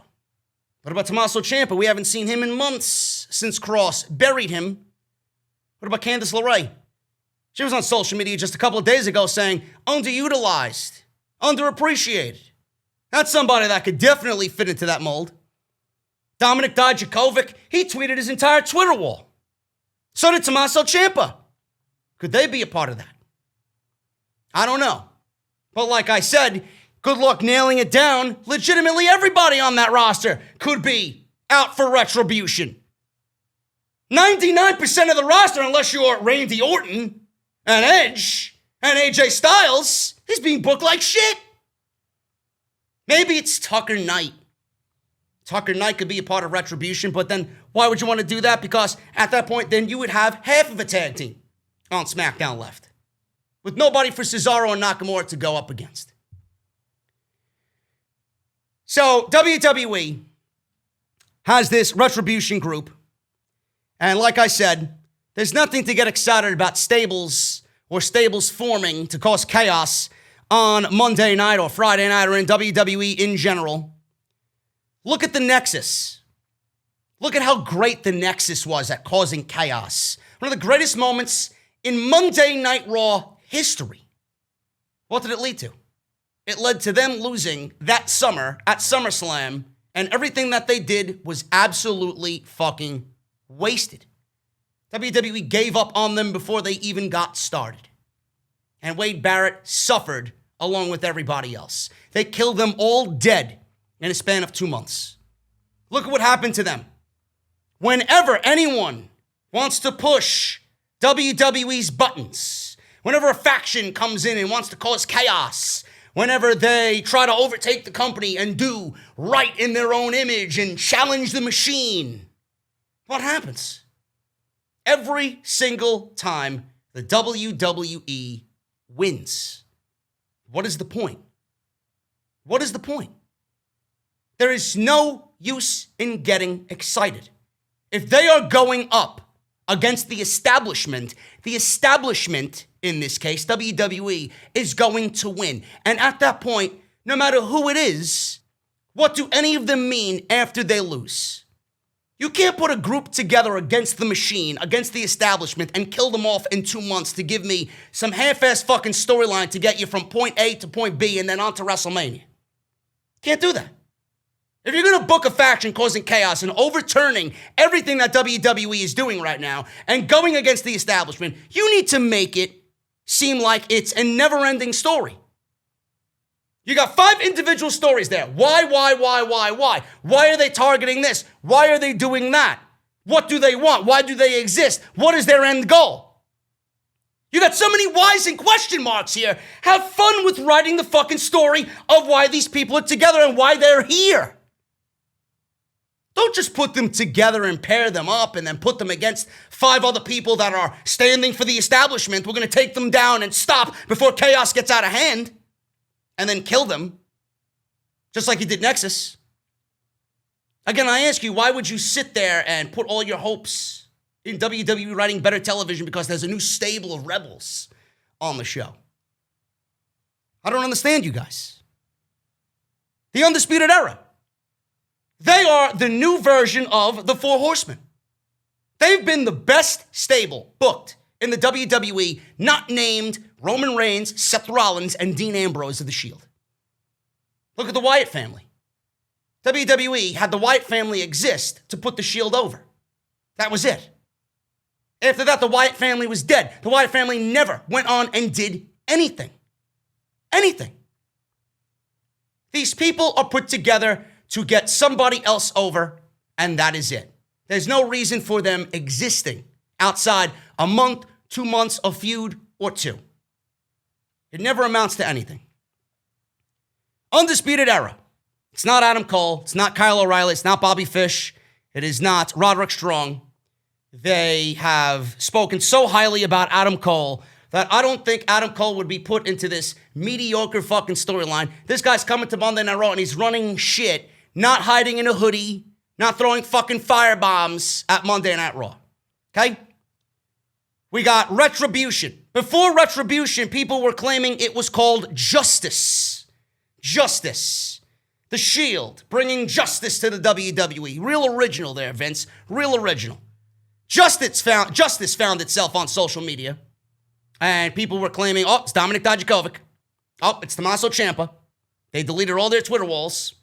What's the motivation for it being Dominik Dijakovic?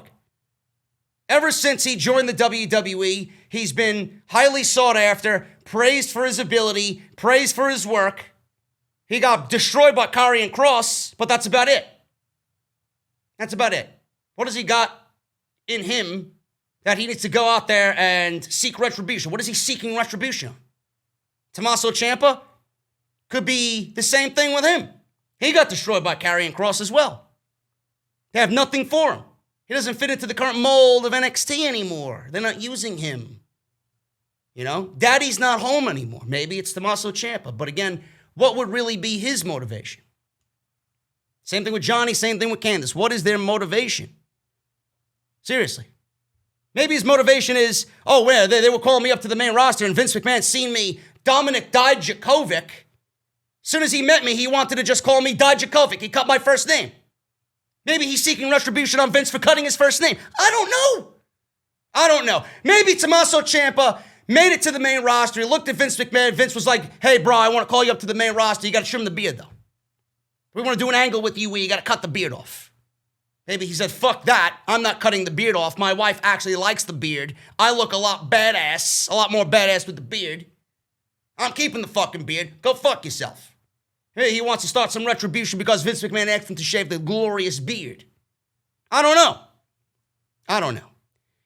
Now, virtually every WWE talent, like I said, has the motive to join this group, so we don't know what their mission statement is. We don't know who they are, who they could be. We don't have any idea, even to nail down a select few superstars. Everybody legitimately has a reason to join this fucking group.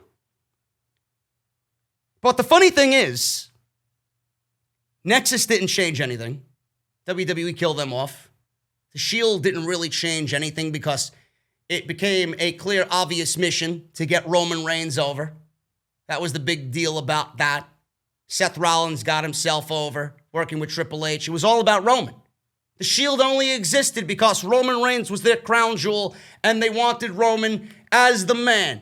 The Shield didn't do anything, really. They didn't really do much of anything. Who did they bring to justice? What was the big thing about the Shield outside of their supposed affiliation with CM Punk?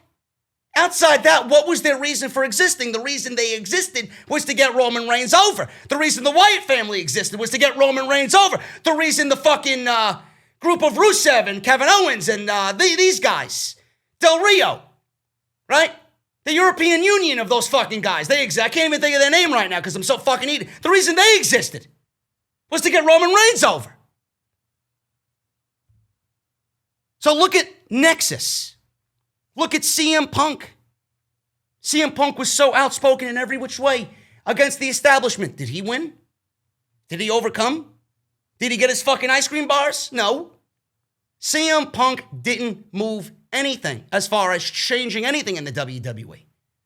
They used his supposed change to write a storyline for himself, and then they didn't really follow up on it.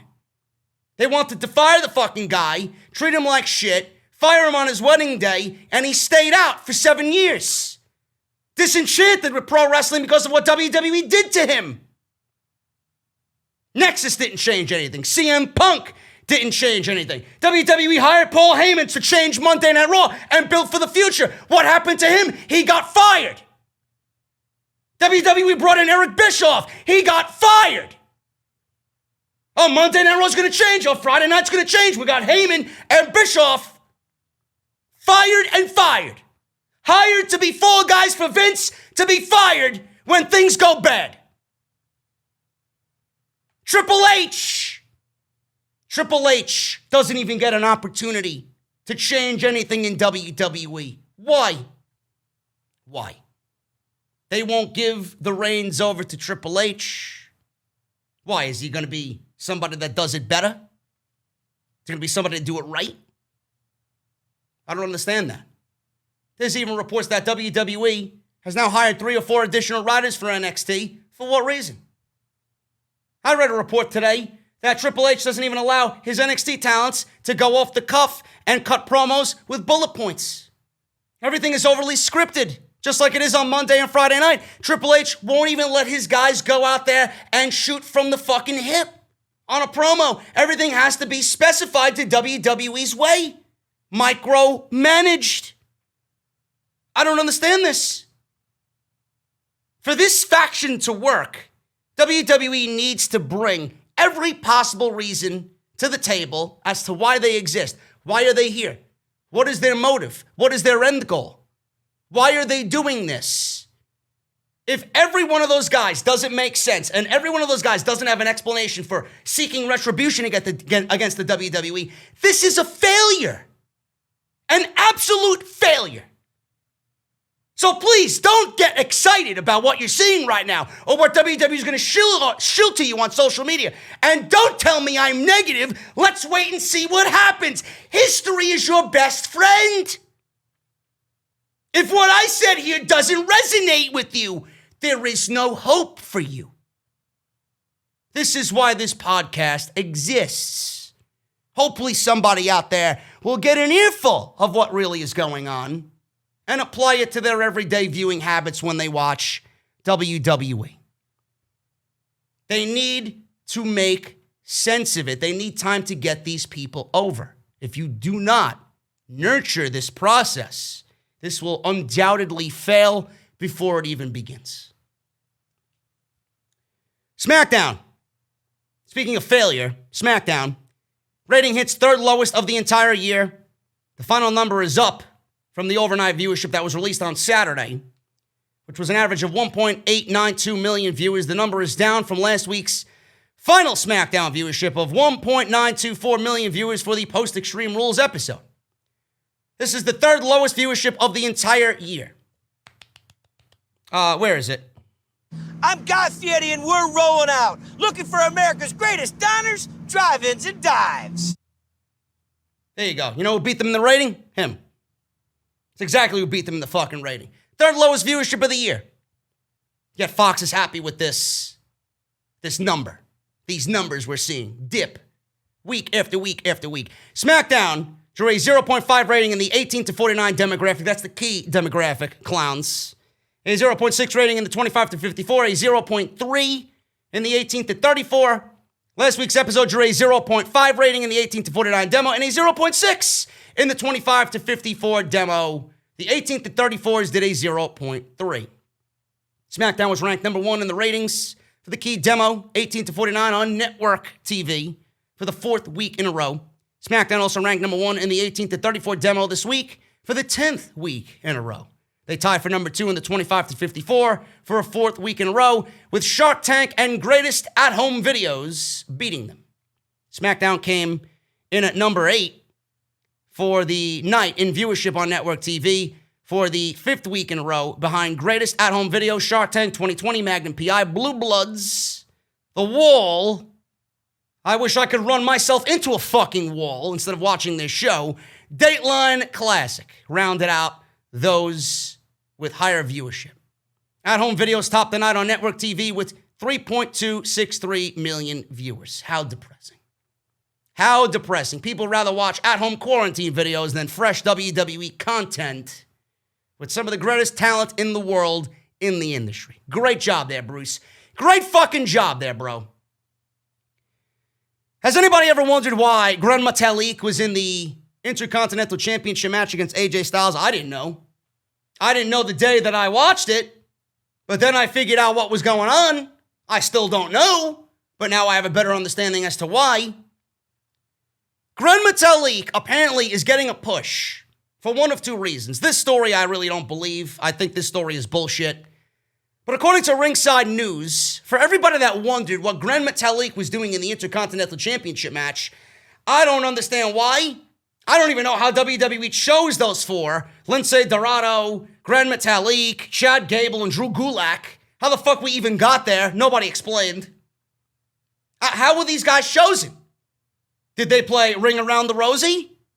Did they play hopscotch? Did they play a game of poker in the back? I don't know. I don't know. Fuck all if WWE explains it to you.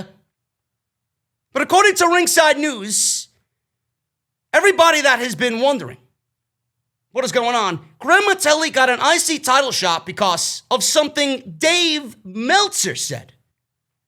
The site is reporting that Bruce Pritchard was influenced into booking the match because of the praise that Dave Meltzer had for the Lucha House Party member. Ringside News says this, and I quote, "We have learned that Gran Metalik was placed in that match because of what Bruce Pritchard heard from Dave Meltzer. A writer with knowledge of the situation informed us that Bruce Pritchard heard Meltzer thinking that Gran Metalik is the best luchador and one of the best workers in WWE. The way it was explained to us, the pull to have Gran Metalik in the IC title match was because Bruce Pritchard tried to appease the dirt sheet writers and readers by putting him in a match with AJ. It was also said that WWE tried to end the discussion by beating Gran Metalik." So, I want you guys to just let that sit with you, let that sink in. Bruce Pritchard, according to Ringside News, picked Gran Metalik because somebody who has vast influence over the dirt sheet business, the pro wrestling Reader's Digest business, the news and rumors business in Dave Meltzer and Brian Alvarez. Apparently, Bruce Pritchard heard this and took it to heart so much that he wanted to not push Gran Metalik because he thinks Gran Metalik is just as good as Dave Meltzer says, but he wanted to push Gran Metalik because the community thinks he is underutilized and one of those guys that's underutilized and vastly just misused on the main roster. Use him and have him lose, shut him up, shut the fans up, and treat him as a scapegoat for what we want. Look, we put him in one match, shut your fucking mouth. That's the last time you're going to see him in that type of role, period. This is Vince McMahon and Bruce Pritchard running SmackDown. They're for the greater good of WWE. I don't consider Gran Metalik a new superstar, a brand new guy that they should be pushing, but this is how you're treating your roster? This is how you treat your fans, the people who read these dirt sheets to follow your fucking promotion, a guy that people may want to see pushed? This is how you treat the fans? Oh, look, the fans want Metalik. Ha, ha, ha, ha, ha. The guy's in a mask. Nobody even knows what he looks like. He can't even speak English. His favorite night of the week for dinner is Tuesday at some fucking taco restaurant. Ha, ha, ha, ha, ha. We'll give him a match with AJ Styles. He'll do good. Everybody will get their fill in on Gran Metalik. They'll get their fix. We'll give him a little appetizer here and there. And then fuck him. That's exactly what I read here. Is Bruce for the greater good of SmackDown? Or is he for the greater good of fucking with the fans? Is he for the greater good of sucking Vince McMahon's left testicle? You fucking serious? Dave Meltzer said something. And Bruce Pritchard pushed Metalik because Meltzer said something to fuck with the readers. Unreal. Now I know why Mustafa Ali is buried every single week. Guy was off TV for the entire year. Hasn't wrestled since December of 2019. Comes back, has one good showing. There's your Ali, JD. Go fuck yourself. I'm Bruce Pritchard, and I love you.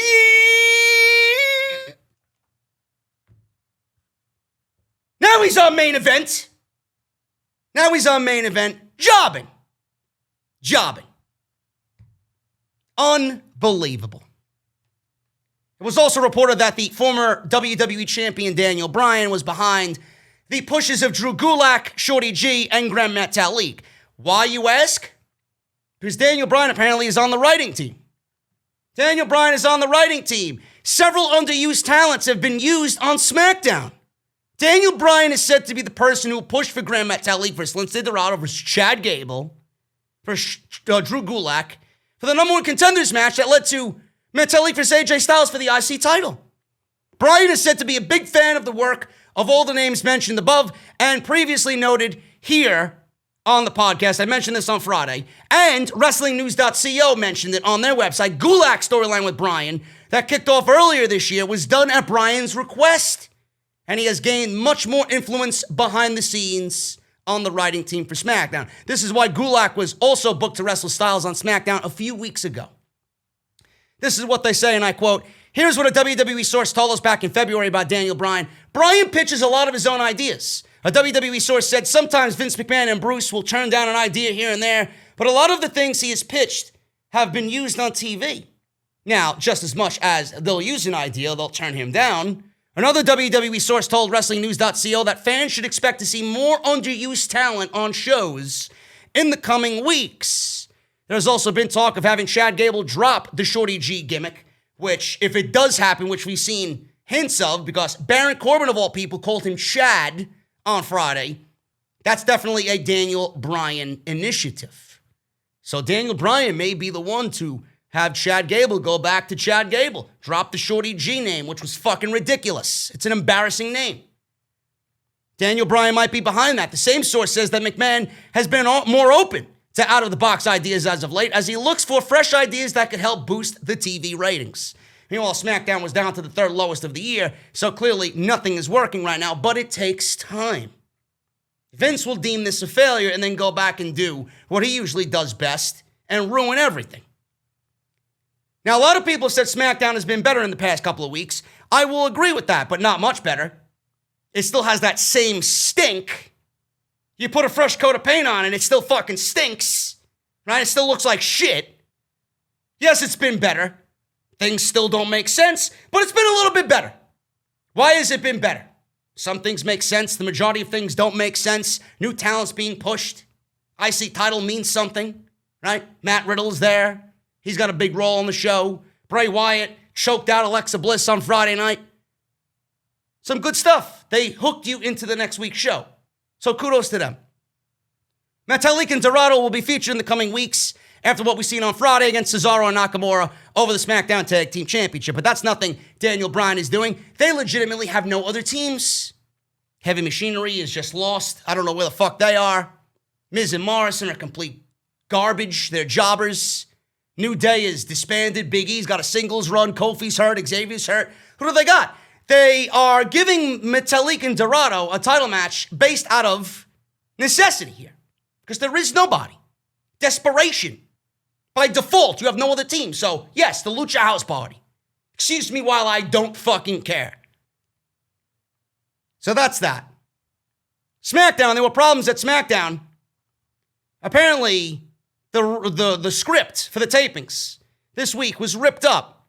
Turns out that there were issues on Tuesday for these SmackDown tapings. WWE was supposed to tape 2 episodes, which you'll see one tonight, for Friday Night SmackDown on Tuesday, but there were issues that prevented them from doing that. They were able to tape this week's episode, but everyone will need to go back to the Performance Center next week for the 8/14 episode. Dave Meltzer explained what happened on Wrestling Observer Radio. He says, and I quote, "Things happened. I don't know if it was test-related or what. There were key people on SmackDown that were scripted into the show, and the show ended up having the script torn up and redone, just like Raw was. On late Monday, they've made the call to only tape 1 SmackDown show instead of 2 on Tuesday. It was a complete mess on Tuesday, and so that show is now on Friday, and that was the only taping this week. Now they have to come back on the 13th. So Meltzer added that they will be taping NXT on Wednesday, which we seen yesterday, 8/12. 8/13, they will tape the 8/14 episode of SmackDown and the 8/17 episode of Raw. They also have a show to tape for the 8/21 SmackDown, but it's unknown at this time when that show will be taped. The 8/21 SmackDown was originally supposed to be taped on 8/17 along with Raw, but that has been changed. So you gave everybody a set schedule for what it was going to be during the pandemic, and you're actively fucking them over because of your failures to write a good television show. So you're fucking everybody over. You're putting everybody at risk. You're having them come back additional times when they don't have to because the show should have been already fucking taped. Great job there, Vince. Great operation you got there. A madman running the show at 74 years old. This is what you get. I'm not surprised. Script was ripped up. I can't wait to see how terrible this show is on Friday. The Raw rating was up. Third hour was down again. Raw Underground, we talked about the key demos that were up. Hour 1 did a 1.7. Hour 2 did a 1.824. Hour 3 did a 1.610. Last week, it was 8 to 10. 1.6, 1.68, 1.463. Those were the ratings last week. So they were up in every hour this week, but this is not the show that you're going to be paying attention to the ratings for. It's next week's show. WWE hyped it up. Shane McMahon, Raw Underground, new faction, Molotov cocktails, this and that. Next week is the show that we can start looking at and dissecting. If WWE comes out with an up rating this week, comes out with an up rating next week, then we'll pay attention to week 3. And ladies and gentlemen, if 3 weeks in a row the Raw rating is increasing, I will say something is working, and that's what you call a winning streak. 3 in a row is called a winning streak. And just like I said before, folks, Vince McMahon rejected 28. I was close, I said 30. 28 segments for Monday Night Raw. Some people have complained that this has been one of the hardest weeks in recent memory. Ringside News has learned some have compared the workload to WrestleMania. You're writing a Raw going into SummerSlam in the middle of July, and this is the workload of WrestleMania week? You have to be kidding me. A writer with knowledge of the situation said that Vince McMahon met on Friday, and the meeting was horrible. It lasted more than 4 hours of McMahon hating everything on Raw. Out of 32 segments pitched to him, Mr. McMahon only approved 4 segments. That is absolutely fucking terrible.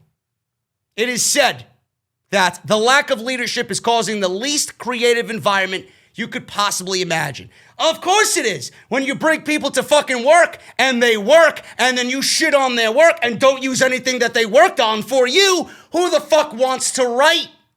Who wants to be there? If your shit's not getting used and your ideas aren't being fulfilled on television, why does anybody even want to fucking be there? Of course, it's the least creative environment. It's not going to bring anybody to say, hey man, I got an idea. They're going to shit in the fucking corner, cower in the corner, stay to themselves, and they're not going to want to do anything for WWE because the boss man can write the show himself. Why are they going to come up with anything when Vince McMahon's ideas are always going to be better? That's the landscape of WWE right now, folks. SmackDown, the 3rd lowest rating ever.